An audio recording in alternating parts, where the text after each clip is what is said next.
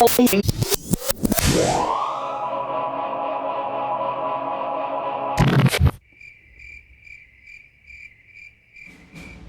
guys, good, you're here. I am so excited. Guess what? I hope this isn't about your podcast again. Why, did you finally listen to it?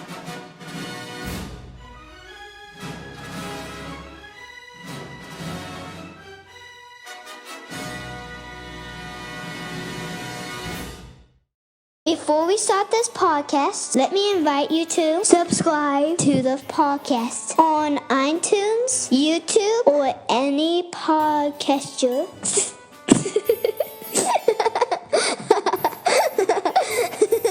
I'm such a cute. Alright, everybody, quiet on the set. The groom next door, take one. To the audience. In 3, 2, 1. Action! And he is your host, my mommy and daddy, Chris and Stella Green. You know? Sit down. Hello, Pups and Kittens, and happy Mother's Day to all of you mothers out there, whether you have a two-legged or four-legged loved one. Or three. Or three, thank you.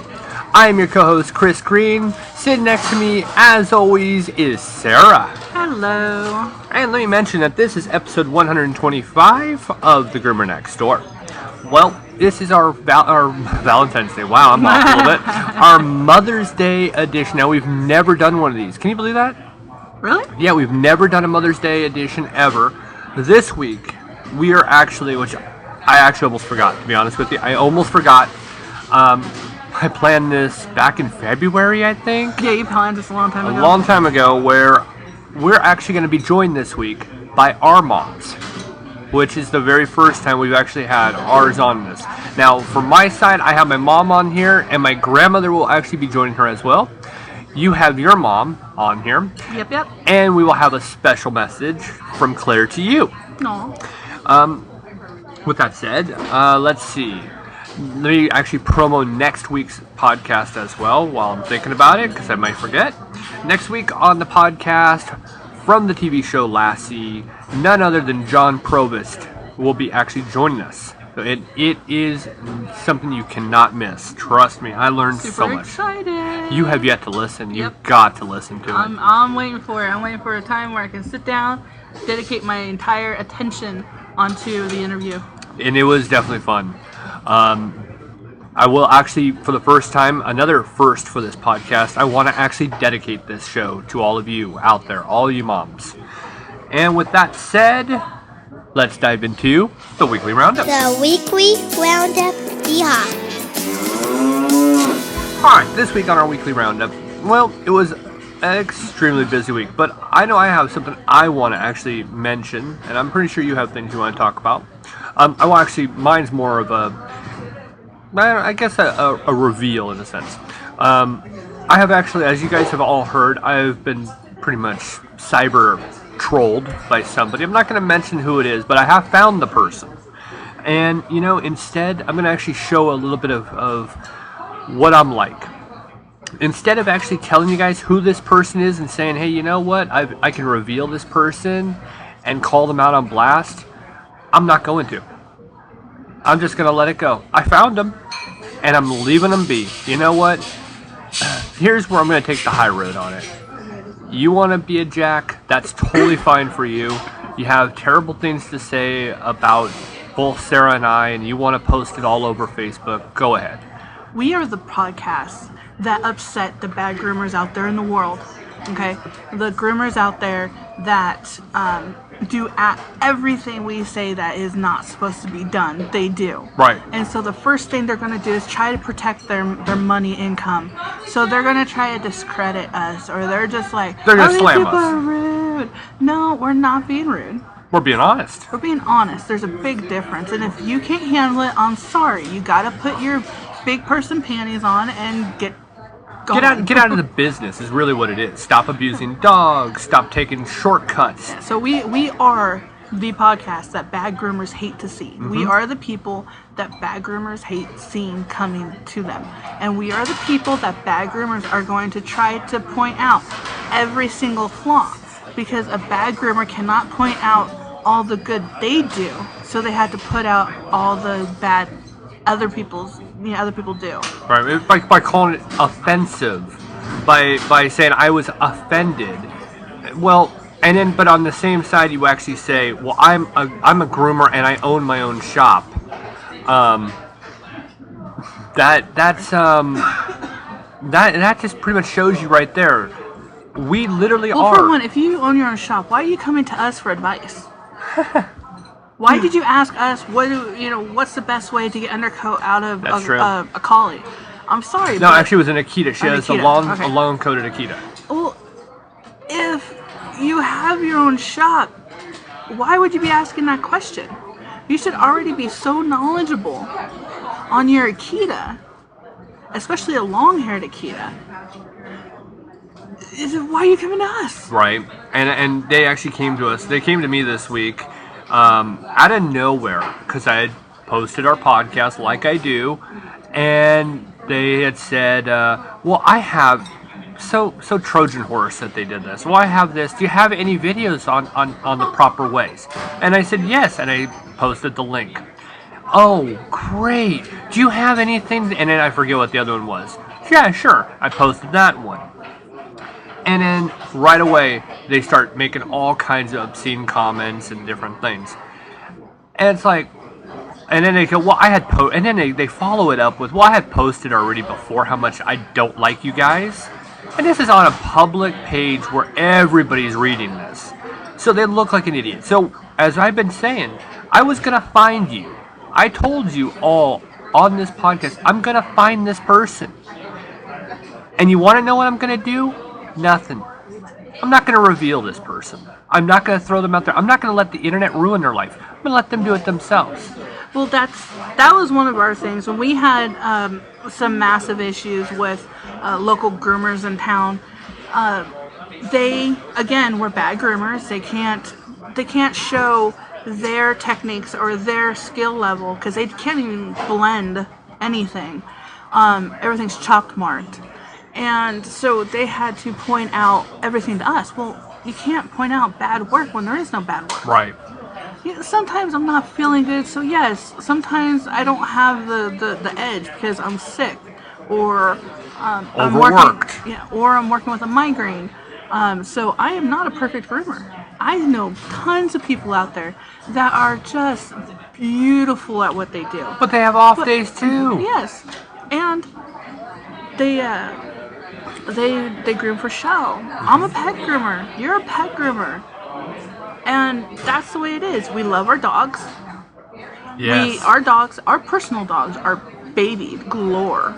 I mean, Roxy threw out her hip. Right. And so we lifted her up everywhere. We lifted her down. We made sure that she didn't have to walk too far for anything. So our babies are babied. Right. And then our grooming customers are babied. We have a dog, Bailey. He's a Cocker Spaniel. He had no qualms of leaving behind his mom. He took off into our groom room, said hello, went into the bathing room, said hello to you, went in, he said hello to everybody, he went into his kennel the way he was supposed to. I went back there yesterday and I had to sit down and talk to him and play with him, and that happens all the time. So, honest to goodness, lady, if you're a person... Well, hey, if you guys want to find out who this person is, you can find them. They made their stand. Right. I'm sorry you feel that you have to pick on people and you have to try to go and cyber bully or be a tough guy over the internet. Yeah, that's not tough guy, let me tell you. It reminds me of this one meme. It's this dorky looking guy says, "Mom, be quiet. I'm being a badass on the internet." It's like, look, who cares? You got a keyboard. I got a keyboard.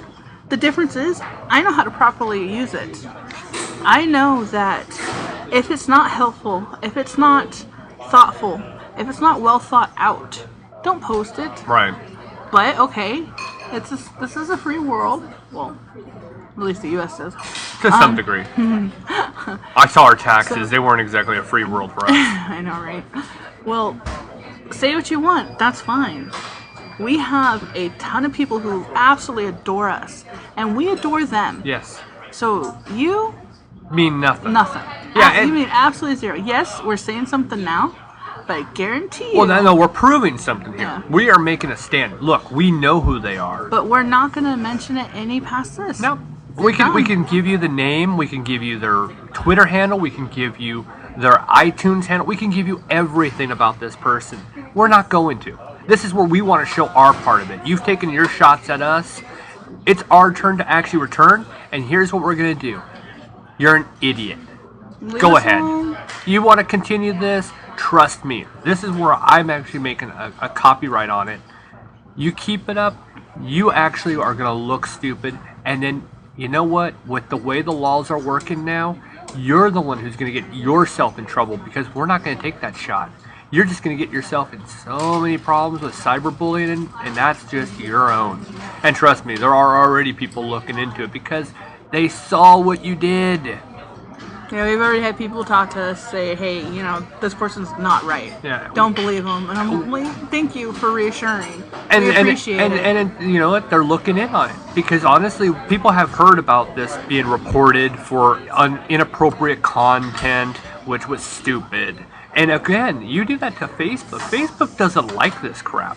And what's funny is that people who know me love me. The people who are afraid of me hate me. Yeah. And that's the problem That's with what the this world. is, though. They are scared of what we can do about the voice that we have and the people we reach. Right. Okay, fine. Don't like it? Kick rocks. That's it. Because we're sure as heck not going to put your name out there. There's a bunch of other people out there that you can go and troll. Right. I mean, seriously, it is trolling. It's the lowest form. skeeziest. Yeah. Skeezy. Yeah, because you would never go up to somebody in person and say this stuff. No. Because you'd be I afraid you're going guarantee you this person does not have Never. the backbone to do No. that. Because they'd be afraid of getting their jaw busted. Yeah. And that's just it. It's easy to do it behind a keyboard. It's So- like if this person ever wants to meet, sure, we'll Sure, love to. let you come on in. We'll make sure that I'll all put of the our mic. friends, I'll put the mic on for you. You can say what you want. make sure our friends from the Raleigh PD are with us. Of course. And call it good. Come on. Come on down. You're the next contestant I'll show on you the the Groomer Next community. Door. I'll show you the community that backs me. Yeah, right. All right, enough of this dingus. Anything stand out for you this week? We had Rocco come in. I know, that was awesome. exciting. Oh. Rocco is now retired. He used to be the Raleigh police dog, the drug sniffing dog. Episode 16. Still one of my favorite episodes. It really is my favorite too. But he is now retired, and I'm thinking about how he's handling retirement. He's not playing golf. that poor boy wants to get to the obstacle course and start running, doesn't he? he's absolutely great. And it's so scary when he barks. Oh, Not I know. now. I mean, obviously we will put our face right in his face. Yeah. He doesn't But- bark like a normal dog. When he barks, he lifts his lips up first, like he's growling, and then barks. And it's so echoey. And he was doing it in my ear. I was deaf for the whole day. My poor dog on the table is like, oh my gosh, Save me. oh my gosh, oh my gosh. Right? Yeah, that was quite comical. And all the hair you got off him. I had more hair off of him for a D-shade. I picked up 2 big, huge piles that was in the bathing room and the Yes, room. you saw how much, and it never. And it was all over our kennels. I was like, oh, this is horrible. All over our shampoo racks. Oh, all man. over our bathing system. And I am one of those who love the German Shepherds, and the German Shepherds apparently love me. So Yeah, you want our next dog. You want a German Shepherd mix of some sort. yeah, I want a Rottie. I want a Rottweiler. I want me a Shepherd. We understand each other really well. I mean, look at Tony and I. Look at all of her dogs, and look at how Rocco, and look at Chaos. Look at how he is. I mean, he's just, oh gosh, I love these guys so much.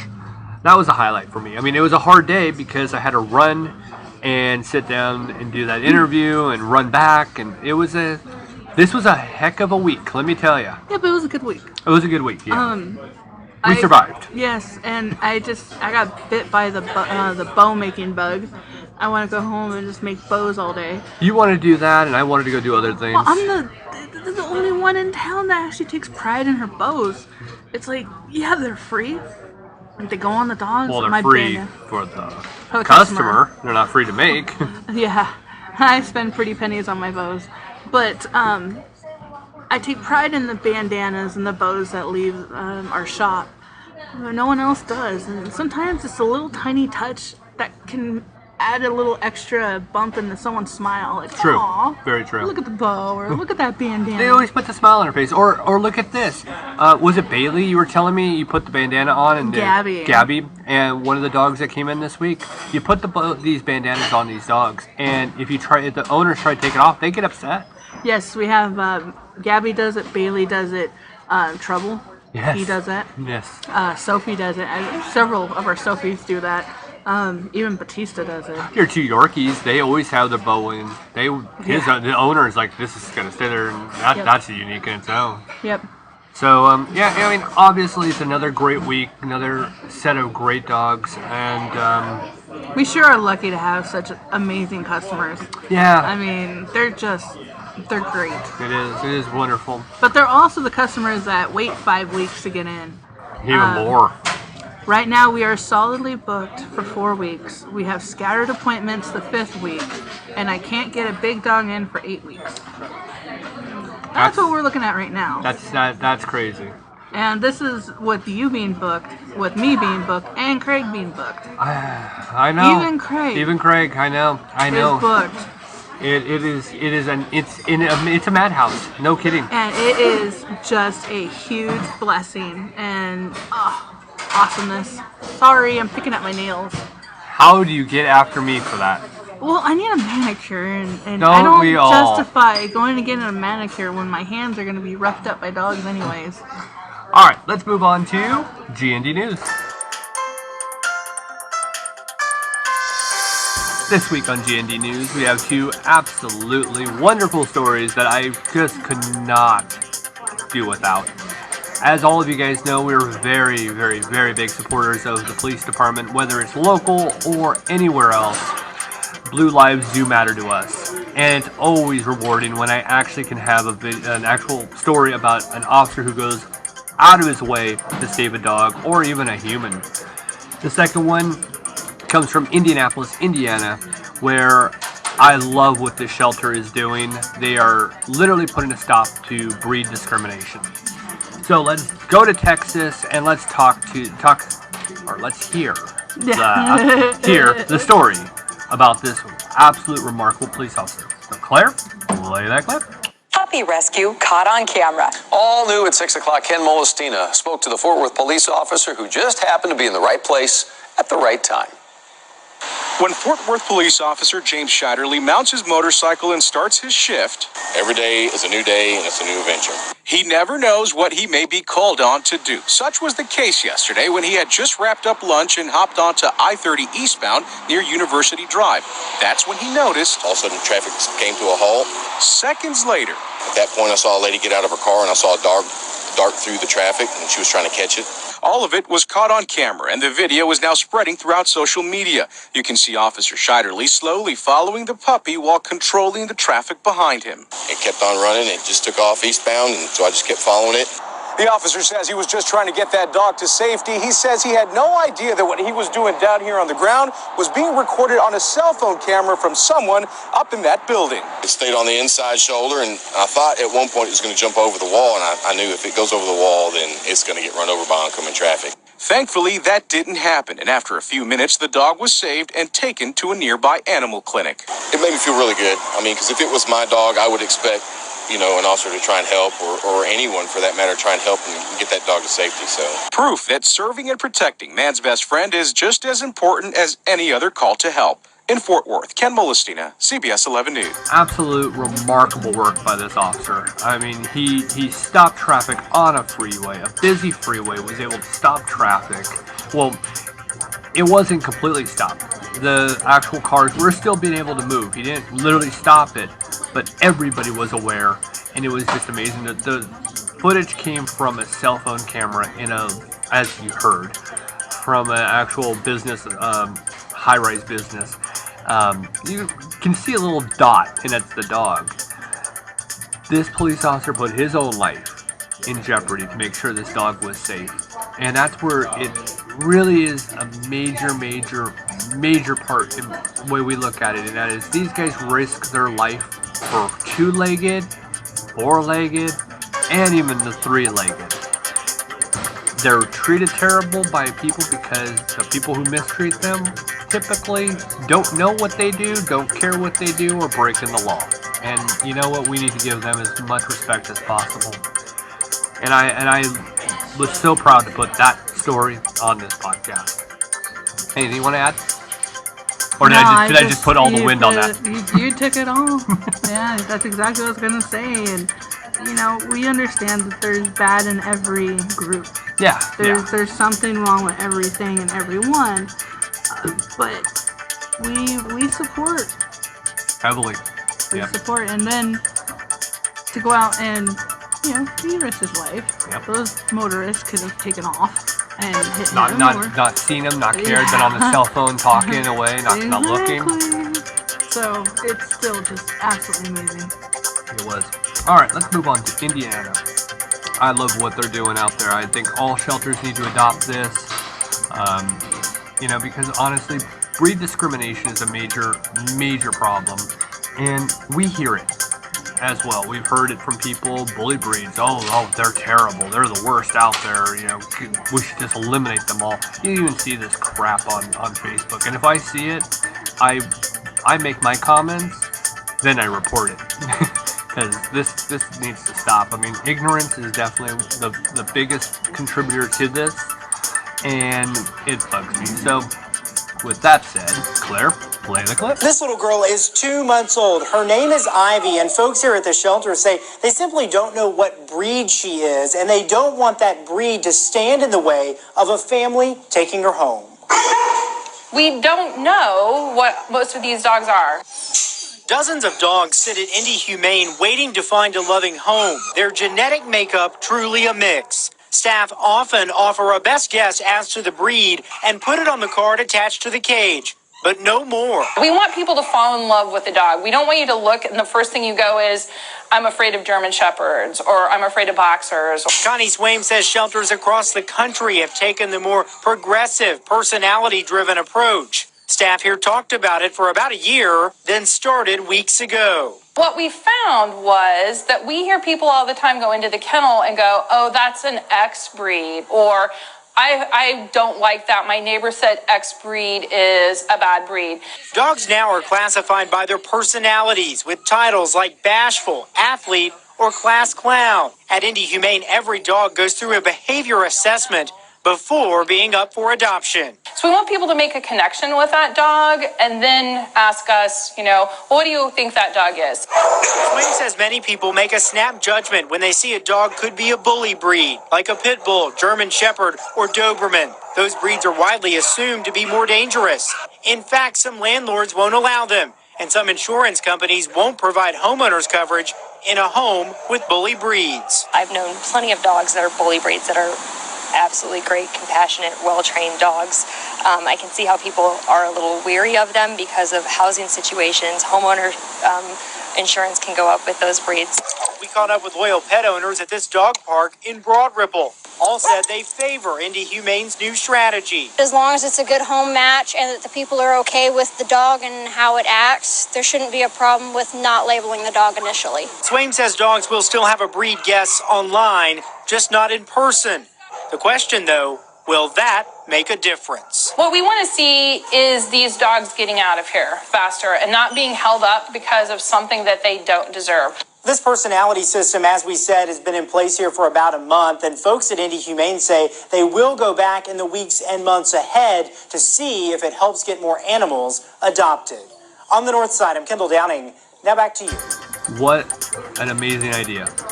I love it. I do. absolutely love it. Yep. Because honestly, you can mix other dogs to make it look like any kind of bully breed. They just look at the flat head and the big jaws, and they automatically think, oh my gosh, it's a pit bull. It's a horrible pit bull. It's a shepherd. It's a Doberman. It's a Rottweiler. It's a Rottie. We're all going to die. And the ignorance of people is amazing. This way, you gotta really know the personality, because you can get a little Chihuahua. Are you right? And be a one-person owner and want to attack everybody.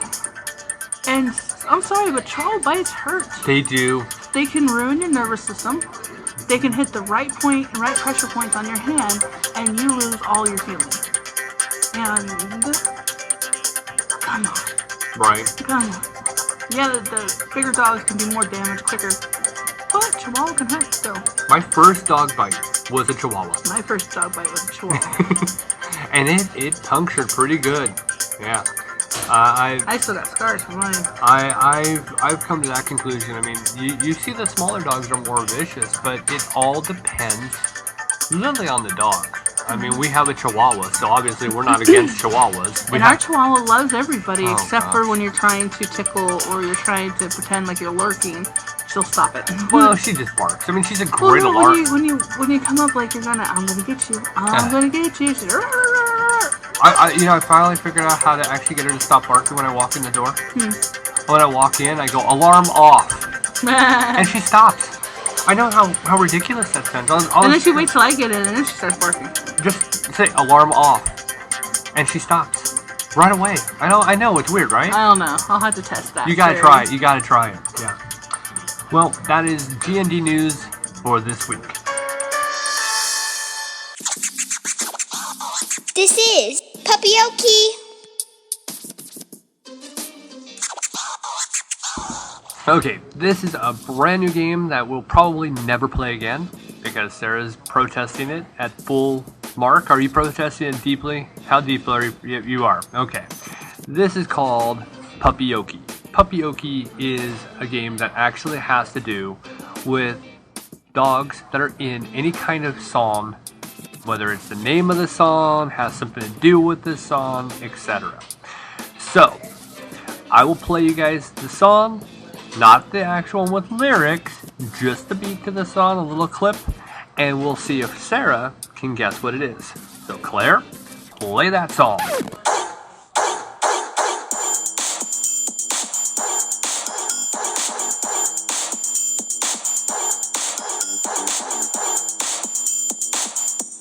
Okay, now, just like Guess the Breed, I'm going to give you a couple pieces of information about the song, when it was made, and who it was made by.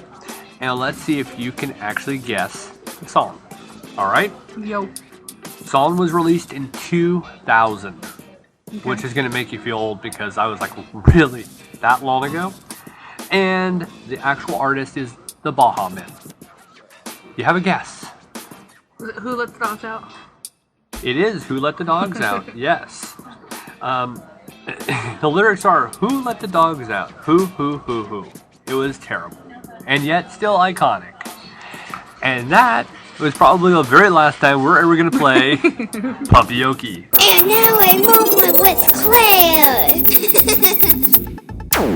It's May 7th, 2016, and Claire's fourth soccer game has just concluded. Tell me all about this game. It was a nail biter from beginning to end. What happened? Well, at the end of the part, Yes. someone, Joe, had the ball, and then he just passed it to me, and I just made a goal all by myself with no partners. Yeah, you were on a breakaway, and you were able to shoot and score. You actually scored the fifth goal, which was the final nail in the coffin for this game. You guys started the game down 2 goals, and it was looking really, really bleak for a while there. Yeah, we were killing them. Well, actually, they were killing you guys. First they were killing us, but then we started getting angry. And it was really chirpy out there. The other team, they continued to pretty much say, you guys don't even have a goal. They were mocking. All the things that we prevent the kids from actually saying on our team. And funny part is that the parents actually heard it and we're going, wait a second, when we're up by 10 goals, we're not doing this. But they sure had a fun time bragging, but then you guys did a lot of good work. Yeah, when they were bragging, we started getting angry when they bragged. You did. You guys did. You had 1 goal in this game, which was amazing. And to think that you guys only scored a total of 5 goals, that's really good by the other team, though. They were good. Yeah, it's almost like one person scored, and then another one scored. Yeah, actually, they had the 2, then you guys came back. With 4. No, you guys came back with 2, and then there was nothing for a while. Yeah, but then the green team just got 3. And then we started getting angry. And then we just got 4 goals. And what great defense, guys. You guys did so well. Mm-hmm. I'm really proud of all of you. Yep. All right, well, this concludes this game, and we only have one more game. I'm so sad that this is And one more practice game. Yeah, one more practice and one more game. So 2 more times, and this is all over, and that will end. And then I get to sign up for basketball. Yeah, but that'll end. In the winter. No, it's not the winter, but I don't know when that starts. But anyway, that concludes this week's edition of A Moment with Claire. And this was A Moment with Claire. Ladies and gentlemen, put your paws together for our main topic. Well, this is our Mother's Day episode of The Groomer Next Door, and joining us for the very first time is my mom, Diane, which I rented her uterus for 9 months. I didn't get my deposit back, unfortunately. And also joining us is my grandmother, Frances. Hi, guys. Hello. Hi. So this is the very first time. I don't usually bring, family into the podcast because, with Sarah and I having, our involvement with animals, we don't have a great deal of involvement with animals on, at home. Well, growing up we did. We're not animals. But you've had animals, and you've had Paws, which is a good story, which I wanted to talk to you about. Yes. And then, of course, Mom and her epic story with the duck, which we won't tell the whole story about the duck. But I wanted to actually, Mom, you and Nana both enjoyed Paws for many, many years. And last year, unfortunately, Paws passed away. But I wanted you guys to tell us about Paws the kitty cat. Paws, this is Christopher's mom, Diane. I think they're all going to figure that out by now. Okay, Paws. I bought Paws originally for my son, Chris, when Paws was just a baby. She was just a kitten. And then Paws, Christopher kind of didn't really care for Paws that much. So no, that wasn't it. No, Paws and I. We couldn't keep her, but Paws was difficult. She was great as a kitten. She was great. She was actually really great. She used to sleep under my pillow when we got her. Yes, yes, she did. So she was a great kitten. She was a wonderful kitten, but she liked to climb on the screen door. That's right. She was a real. And while you were sleeping, she used to like to smell the spray on your hair. The mousse that you used to use. It wasn't mousse. Yeah, she would chew on my actual spikes on my hair. That's right. Okay, and so what Paws? No, we don't forget about that. I did. I forgot about her chewing on my hair. Paws was a beautiful, beautiful cat, gorgeous cat, but had no personality whatsoever. And Christopher and Paws really bonded, but where Christopher and I lived, no animals were permitted. And so Paws didn't care about that. So she would be like Jane and Tarzan on the screen, look at me, look at me. She didn't care. So we were asked, we had to get rid of her. Yeah. We didn't have a choice. Yeah. And so Christopher's mom, my mom, she adopted Paws and had Paws for many years. Yeah, they bonded. I would say we got Paws in '98. This is back. Good. This is back in the 1900s, folks. So if you're actually too young to actually remember the 1900s, let me tell you, it was a terrible decade for music, and the movies were subpar. But of course, as Sarah's probably listening to this, she's probably saying music was great. This is our debate. I always say music was terrible. But anyways, we got 1980s is when the music really got good. It's questionable. But anyways, the Yeah, whatever. We got Paws in '98. Now here's the thing: Paws was a feral cat. Somebody had found the person found a box of kittens. Now at the time, I didn't know anything about cats, the feral cats and different things like this. But that's what it was. See, they found a box of kittens behind a grocery store, and what they did was they ended up taking the kittens and they decided to sell them, and they sold each kitten for $50. I remember this. I don't know why I remember stupid. It was $50. It was $50. Yeah. I didn't remember how much I paid for. It was $50, and of all the kittens, Paws tended to be the more energetic. Her litter mate was very docile, very quiet, just laid there. As Paws got older, I realized that probably her litter mate was probably the better one to choose. But Paws was a sweetheart. But as she got older, love Paws. And she loved you. That was the thing. But as Paws got older, the feral cat came out more and more. Yes. She wasn't the lap cat that a lot of people would think. She was very standoffish, hissed a lot. She would bite too. And you have the scars to prove that one.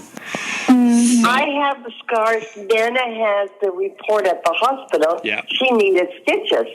Well, that would actually that Here in Napa, California. That was my fault. I loved to give her a bath. And she was getting too big for me to give her a bath. And I guess when I was drying her off, I was too rough.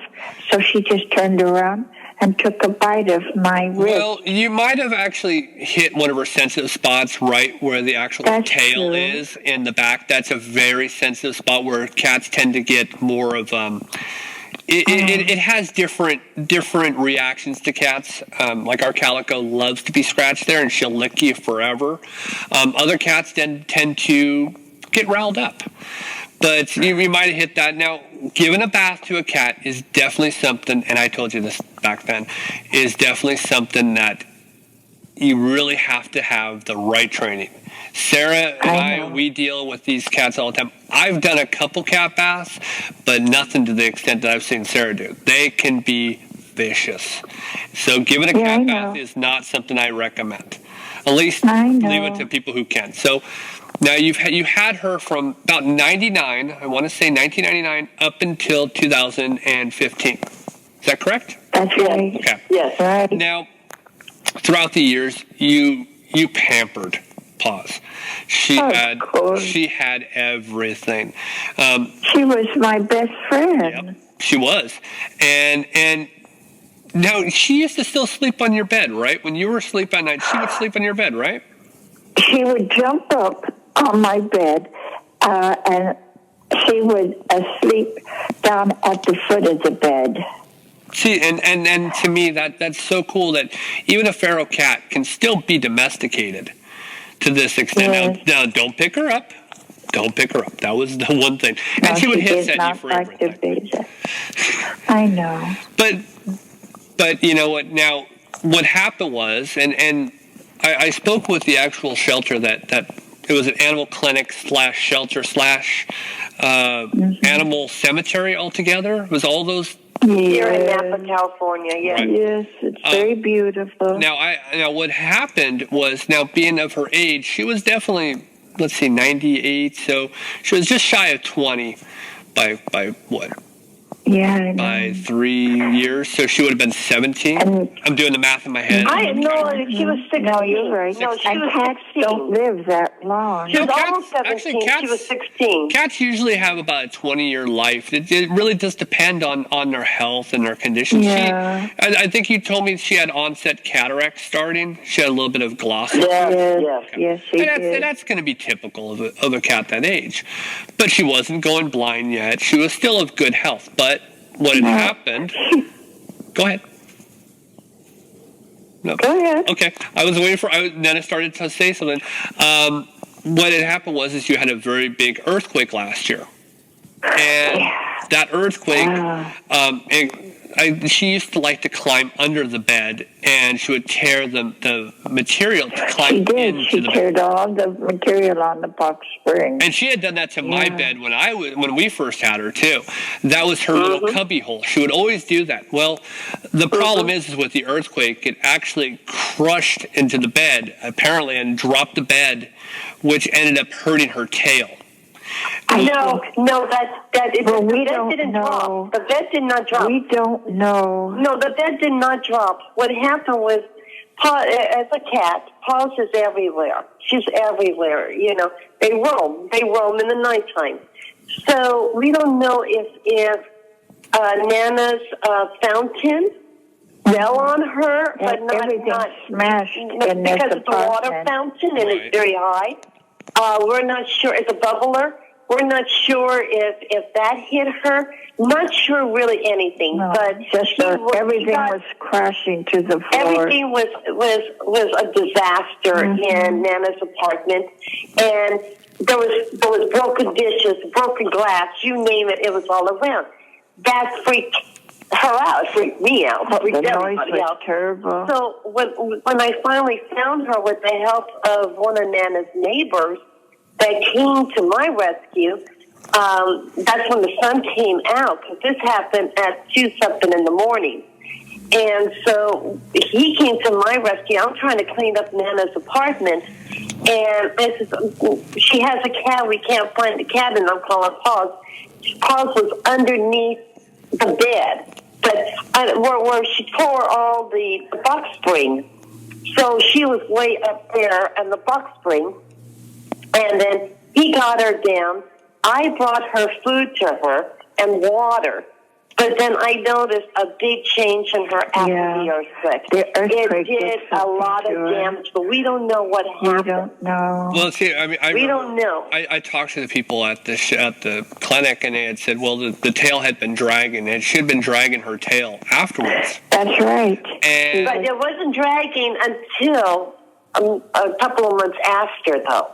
So, not the day of the earthquake. It could have been, like they said, it could have been a stroke. It could have been something could have hit the tail, and there could have been a clot. Yeah. There could have been a lot of things.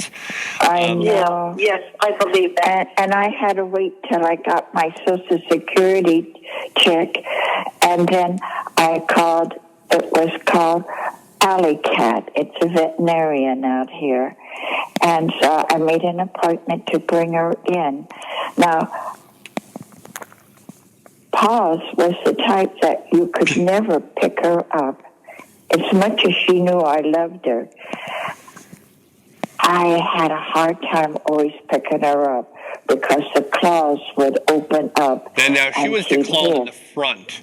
She was declawed in the front paws. Her front paws were declawed, so she. But she knew the back paws. Yes. But not the back paws. But anyway.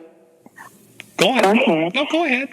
Well, anyway, I didn't have a carrying case for her. So I thought, how am I going to get Paws to the veterinarian to find out what's wrong with her? Because she wasn't eating, she wasn't drinking, and she wasn't using her litter box. I had the syringe giving her water. But very little. But she let me hold her as a baby. How you carry a baby in your arms? Paws never allowed anyone to carry her like that. She was very She was sick. very dehydrated. Very sick. She was just non-responsive. I mean, she was just. I mean, it was very sad. It was very sad. Very sad. And she had a very bad smell coming out of her. I did not smell it, but Mother Bugs did. were coming out of her fur. I was the one that she let me take the syringe and put the water in her mouth. Very, very little, but at a time. But she smelled terrible, Well, she and I was knew she was very, very sick. I knew that. We knew that. One of the things that we talked about this at the time. One of the things that you guys did not do is you didn't just say, you know what, I love this cat. I'm gonna, even though she's in discomfort, even though I know that this is not the life for her. I'm going to keep her. Because I don't want to be without. What you did is you actually ended up taking her to the vet. They said there's nothing they could do besides put her down, put her to sleep. Money. And what was great, and this is one thing that I see this, we both Sarah and I, we see this every so often, but people who have that attachment to their animal, they just cannot seem to actually say, you know what, it's better off to put the dog or cat down, do it this way, and actually preserve what you can. People will just keep their dog or cat in misery. No, that's very true. That I loved it. That's why I waited for my Social Security. Yeah, you didn't wait long. You didn't wait long at all. It cost no, that is not. And it cost me $125, but it was worth it. You'd be surprised how that can change. That can change in a lot of areas. Being able to actually euthanize a dog or cat can change. I mean, there are some places that it's even more than that, and there's places that are less. It's very strange. It depends on the area. Yep. And I had her cremated, and there's a very beautiful animal cemetery here. I have not brought myself to go there. And you can have them buried, which costs a lot of money. I had her ashes scattered in this one section, and that's what they do. And so, even though to this day, sometimes I think she's here, but she's not. Her spirit's here. But I'm glad I was able to end her life peaceful, or she didn't suffer anymore. Well, Paws would have been on a lot of medication. The veterinarian said this. Paws, even to have her groomed anything, they would have to sedate her. Yes. She was like a lion out of control. You know that. Yeah, she was. I want to clear that up about her. She was the type of a cat, you had to get to know her, and you loved her, and you accepted her the way she was. Well, here's a side story. The way she was. Side story is with her getting spayed. When she was spayed, the vet actually came to us and said, she's in the back of the crate. She won't come out. She's missing and swatting. We're going to need one of you to go back there. And you went. Yeah, and to this day, I'm dealing with aggressive dogs that will literally tear you apart. I kind of look at it and go, this didn't make a lot of sense. There's bite gloves. There's a lot of different things that could have actually been used, and they didn't use it. And that to this day has always kind of never set right with me, because they could have done more. The veterinarians will not, and the staff will not do anything with your animal, and this was told to us many times. Yes, I know that they will not do anything with your animal and jeopardize their health, or because they do have very thick gloves. Yeah. That goes all the way up to the elbow, because one time in Orange County, took her in, I drove her in, and we got a call right away to pick her up because they had to sedate her if they wanted to do anything with her, to her. Yeah. So this was a huge problem from the beginning. If you remember, Christopher, when we got this cat, I had all her shots done. And every vet told me, and you, that she was a male. I wanted a male cat. Yes, I did not want a female cat. I wanted a male cat. Anyway, until the last vet that we took her to, he says, this is a female cat. Yes. So I don't know if it was that. How can a veterinarian make that many mistakes? We didn't go to one veterinarian. We went to quite a few. Well, not all vets graduate top of their class. They don't all graduate top of their class, that's for sure. No, and the same thing applies. Bad veterinarian. Yeah, and the same thing applies for doctors. They don't all graduate top of their class.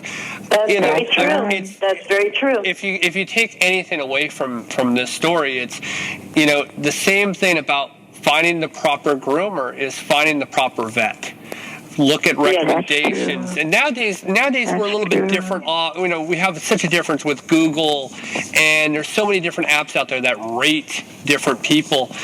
Word of mouth online is so much different than back then. We didn't really work with things online back then. There was internet in the 90s, even in the late 90s, was not something Didn't that exist. No, it existed, but it was not something that people used. Not like it does today. Right. I mean, But I spend my time when I'm waiting for something. If I'm waiting for food or something like that, I sit there with my phone out and I'm online doing something. We didn't do that back then. No. But may I share this one thing with you, Chris? I don't know if you're aware or not, because you are a groomer, so you may already know this. But when I took Paul's to the veterinarian, it's a house, a very pretty little cottage-looking house. And when you walk in, there's the receptionist behind the desk. But over to the right side, they had it like a real quaint country-looking living room. Very beautiful, very country-looking. It was lovely. And sleeping on the floor in front of the fireplace was this large cat. And I thought, oh, how nice. Well, I found out that that's called a working cat. And that cat, when they have to have blood for another cat that's sick, they draw the blood from that cat and give it to the cat that needs the blood. I did not know that. I was thinking it was taxidermy. It was a cat that had been, stuffed and left there. I thought you were going to talk. It's called a working cat. And I found that very heartwarming. It really touched me, and I've never forgot it, so I wanted to share that I did not with know you, that. Chris. You never told me that. Yeah, well, we don't have a vet. I told you that. I thought we told you that. We don't. See, we don't have an actual vet where we're at. Some places do have an actual veterinarian on premise. I know. Very few. You'll find that in your big box stores, not really your independent places. So no, I did not know that. That's an interesting. I don't think I've even heard of anything like that. So no. No, I did. Well, I don't go to veterinarians at all. I afford them. We have to take Katana all the time to a vet, and I've never heard that one. So that's a new one. Well, guys, it's very quaint. I thank you guys for being on this episode. I really appreciate it. It's a privilege. Well, it is. It really is. You're right. But, now on Your mother said it's a privilege. Well, we're now on to Sarah. Take it away, Sarah. Well, here we are, and I'm sitting here with my lovely mother, Kathy. Hello. How are you doing today? Doing good. Are you sure? No. Since Chris did an interview with his mom and grandma, it's my turn to do one with you. So tell us, how awesome is it to be my mom? It's always been awesome. From the day you were born. See, my mom's a sappy one like I am, because she's just that way. So, I know, I was just the perfect child. That was convincing, Mom. Yes, you were. You were very good.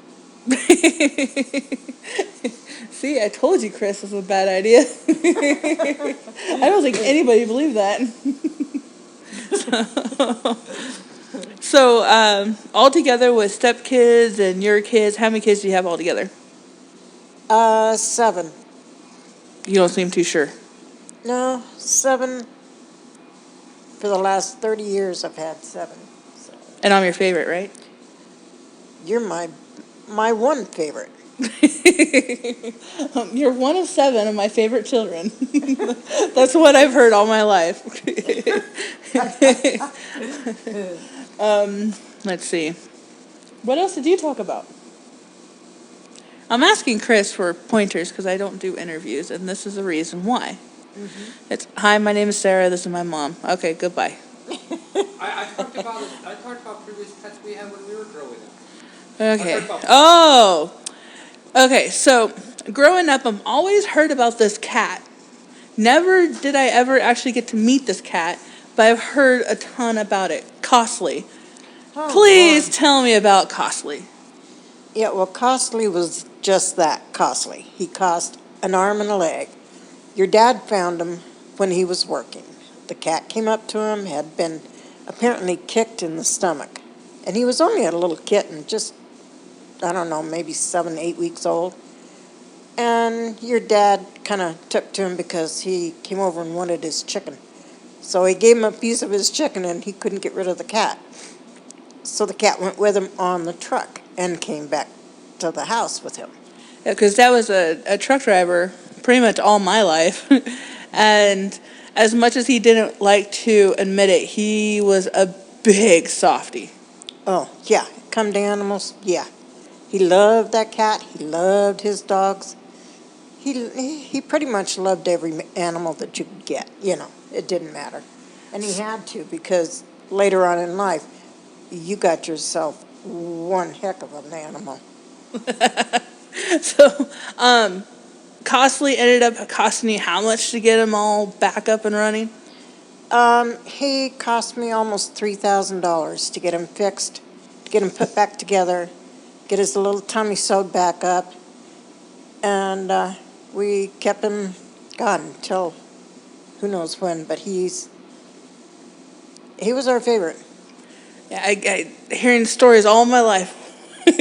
Now, another story I want you to tell me, or tell everybody, because I remember it like it was yesterday.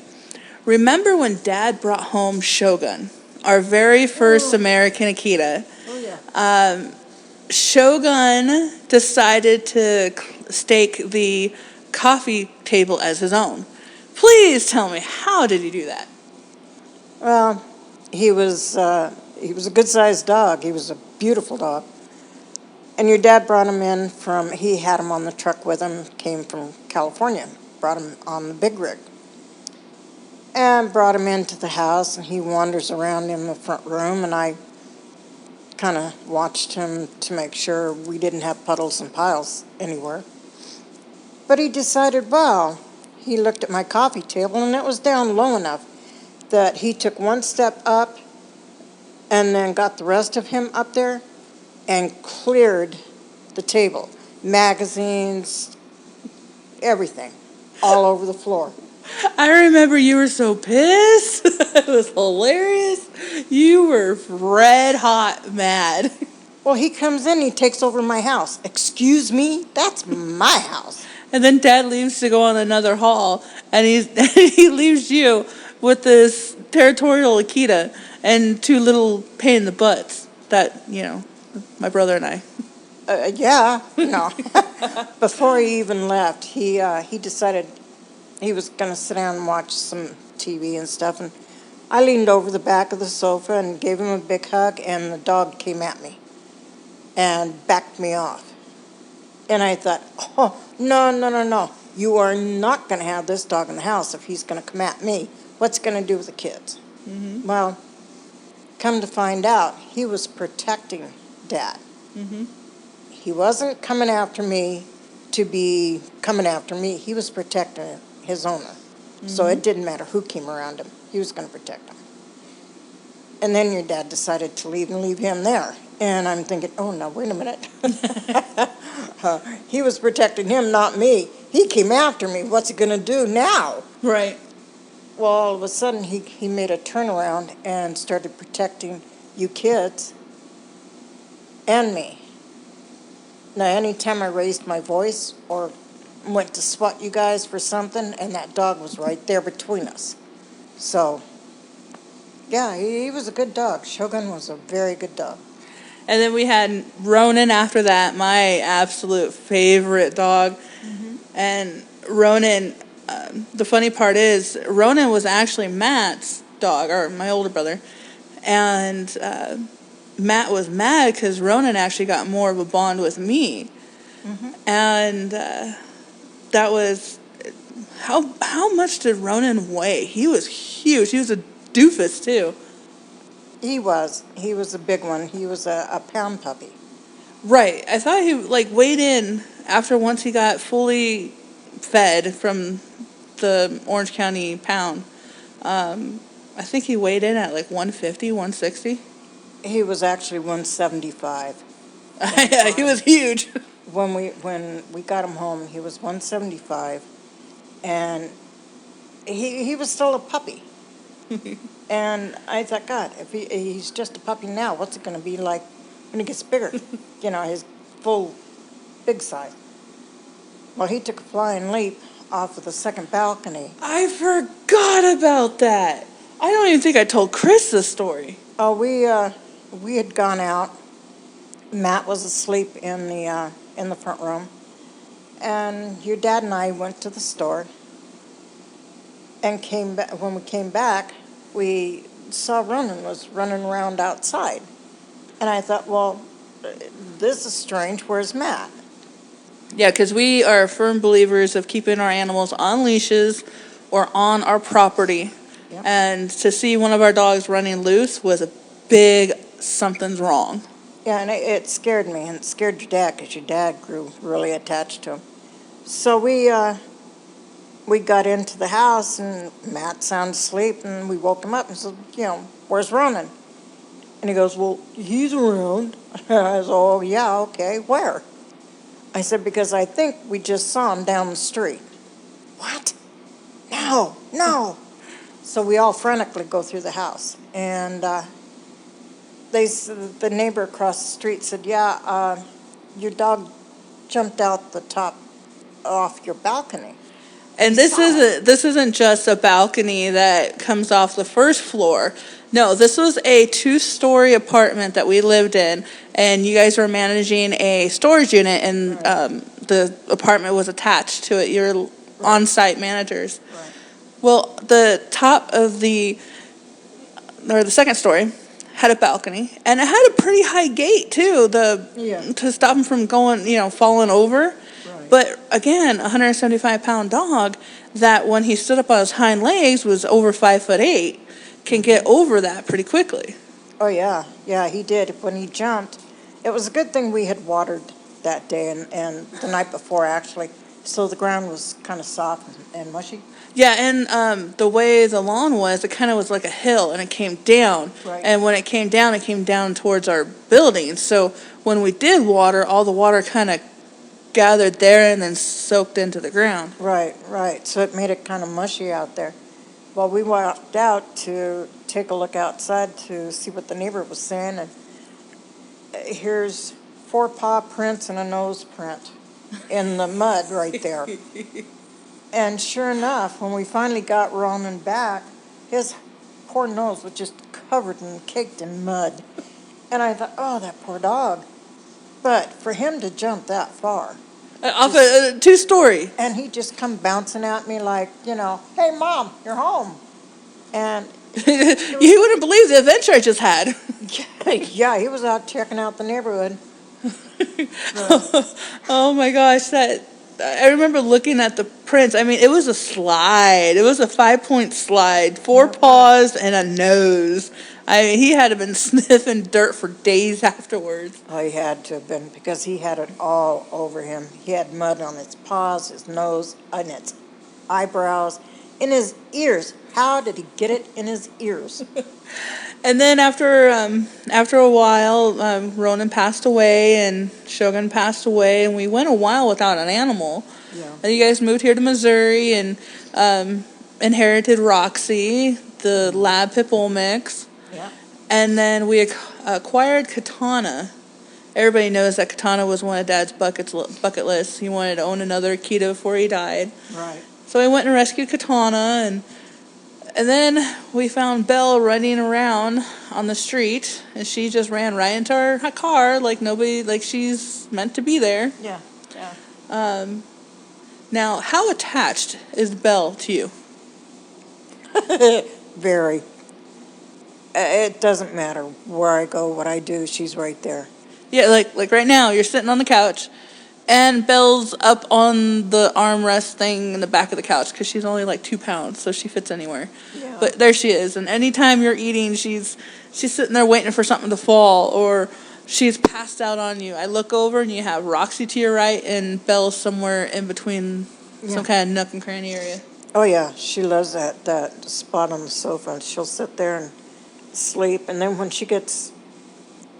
she can tell time. And that irritates me.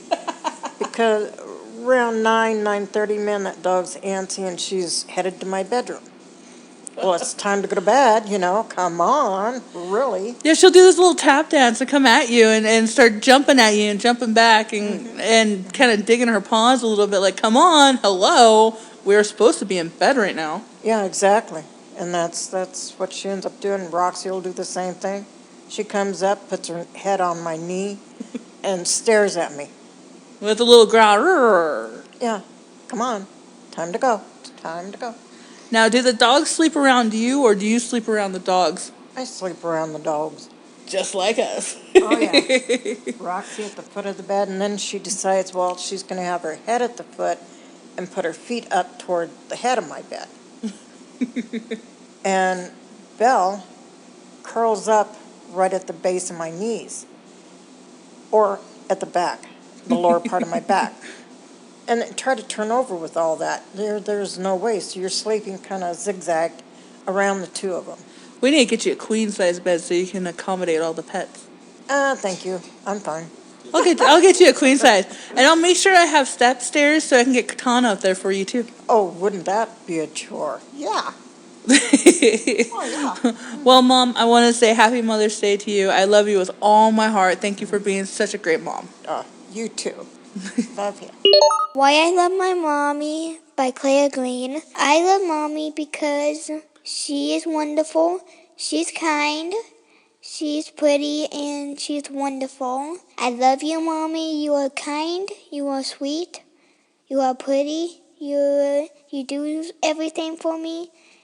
You are amazing and wonderful and the best. Happy Mother's Day, Mommy. Well, this is a sad part of the podcast. This is when we're all coming to an end. I feel really bad about it, but it was really fun actually having our moms on the podcast this week, being able to share them with you guys. You've heard us for 124 previous episodes, and now you actually found out, what our moms are like. Yeah, our backgrounds. Yeah, a little bit more about us.